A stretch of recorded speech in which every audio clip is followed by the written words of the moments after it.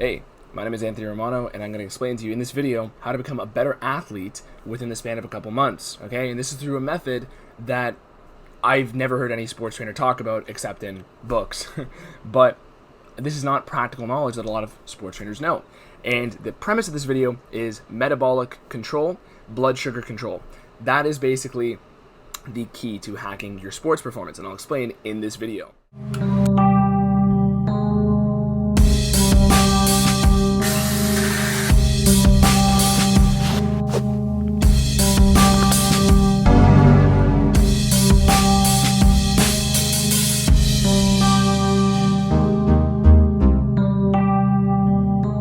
So for starters, I have played sports at relatively high levels. Soccer is my main sport, but I played sports all my life, okay? So I've gotten to little ways of how to hack performance, and that's kind of what got me into this whole keto dieting and fasting thing, which I've been doing for 8+ years. So that's actually why I started doing keto, was to get better at soccer. So I was like 15, so maybe even a little bit younger. So there's a lot of, my mind was always geared toward those things. But essentially, I'm going to explain to you the concept of glycemic control and basically keeping control of your blood sugar during sport activity or gym performance. Because the thing is, the best athletes tend to have the best glycemic control. So obviously, this makes sense when you think about it, because anybody who's a professional athlete can perform longer than the average guy or girl. So everybody who's at a high level obviously can perform better.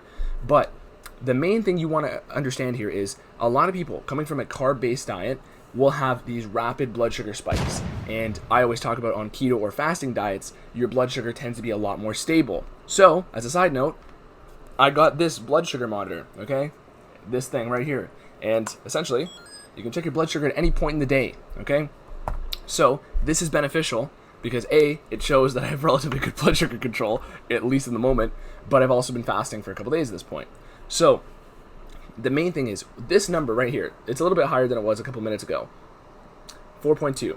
Now, for a lot of people, if you're diabetic or insulin resistant, that is low, and you're kind of, getting onto thin ice here. And essentially, if people's blood sugar goes below 4 during a sports game, they're basically bonking. And there's plenty of work on this by Dr. Stephen Finney and Jeff Volek. But I can't find where I have my book there on that. But also, there's some other work I came across in a book called Peak by Dr. Mark Bubbs, and there's some interesting concepts about blood sugar control there as well, especially because a lot of people who are athletic tend to have a much quicker ability to spike their glucose, because if they're doing a lot of glycolytic activity, they can have problems. And I've worked with people who have perhaps some issues due to very high level performance and burning out their glucose system in a lot of ways. But essentially, when we're talking about getting better performance from getting blood sugar control, the way you do this is by incorporating fasting and keto dieting into your life. It's up to you to pick how you want. However, keto dieting is going to be more effective in the long run. But if you're somebody who's getting into prolonged fasting or lots of intermittent fasting, that is going to be highly beneficial as well. Let's say you're an athlete watching this video and you want to get better within a couple months during the off season. What you would be best to do is start training in an intermittent fasted state. So, start doing fasted exercise. At first, it's going to suck. And if you find it's hard, that's a great indication that you have not the best ability as you could have to maintain glucose in a low glucose environment. So, the reason why the best athletes are so clutch, or why Ronaldo can score a goal in the end minutes of a game, is because his glucose control is better. And this is very obvious as well, because a perfect exemplar of this is his physique. The guy is shredded. His blood sugar is absolutely maintained at all times, because if it wasn't, he would have been not 6% body fat. Now, that's not always true though. And I have a video on Ronaldo and his diet, and it's relatively low carb. So there's some other, at least from the most reliable source on his diet. So I made that video, you can watch it, and I've talked about other sports performance keto tips, okay? So when we're looking at you incorporating this, the best training wheels into this strategy is start training in an intermittent fasted state. If you find your bonking or getting tired relatively easily, then that's a good indication that as soon as your blood sugar drops, you do not have the ability to perform anymore. And this is huge. Actually, this is the book right here. Okay, this book, The Art and Science of Low Carbohydrate Performance, by Dr. Finney and Jeff Volek, okay? Or, well, I don't know if that's their actual title. MD, PhD, okay? I just called them doctor, whatever. These guys are still OGs in keto performance, and they're some of the top dogs in that field, especially with research. So the main concept of this book is how to avoid bonking blood sugar, because athletes really need to know about this, okay? And I have another video on how the military tried to incorporate this for soldiers, the US military from DARPA, I believe. They tried to incorporate the Metabolic Dominance program. Okay, even the name sounds so badass, but the thing is that that program was designed at enhancing the metabolisms of soldiers for military purposes so that they can perform longer and more effectively in their, work.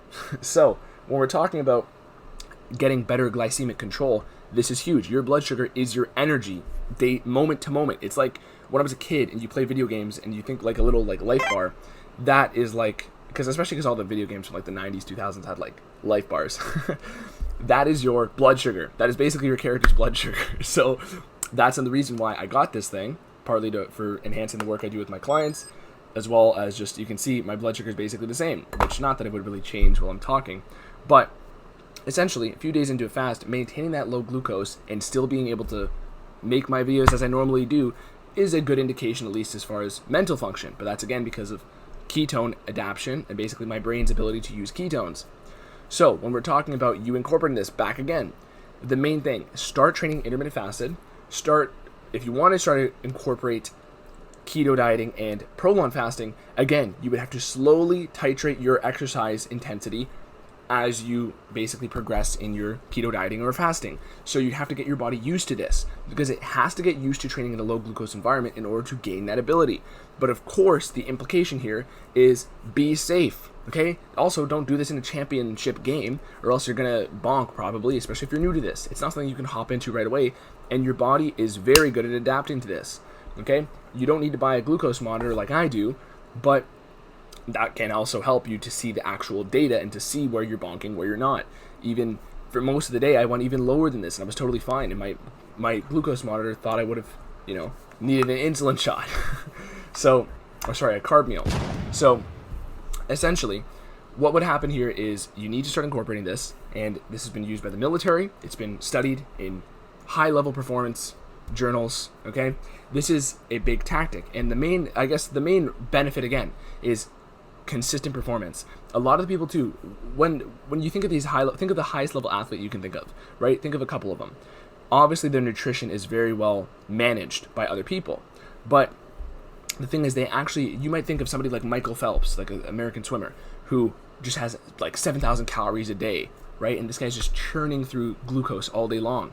But the thing is, a lot of high level athletes at the highest capacity are switching to these keto or fasting oriented lifestyles, and this is why I make videos on them. Okay, we got like UFC fighters, other MMA athletes, TJ Dillashaw, Cristiano Ronaldo has a relatively low carb diet. In fact, I'd argue that it's keto at least some of the time.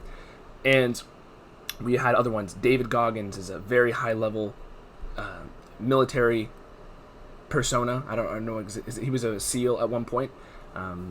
And other people like that have done fasting keto, and even like the New Zealand rugby team, which are just completely dominant. I haven't made a video on them yet, but I have a whole playlist. LeBron James has done this in the off season as well, which is huge. Okay, there's people who are just the top of the top athletes. They have done these things, and it's no coincidence that they're regarded as the best. Okay, and also I'd say that there's also an anecdotal link to how often they get injured. One of my best coaches in my life actually said the best players are in the best shape. And this ties back to metabolic conditioning. Okay, so you can go through my playlist of athletes who are just high level through these metabolic conditioning strategies, and implementing them is a matter of slowly doing trial and error, okay, in a safe environment. Other YouTube liability protections here, okay, see a doctor, whatever. But, okay, this is educational.